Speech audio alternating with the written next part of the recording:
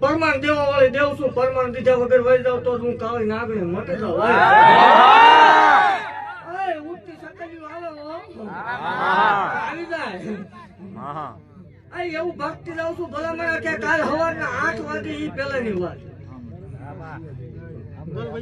થઈ ગયું.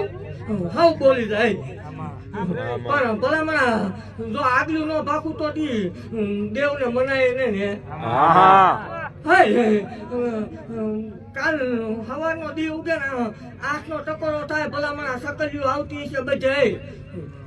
જો ડબલ નાગણી ના જોટા મંદિર ફરતા તાને આટા નો મારત માવો લઈને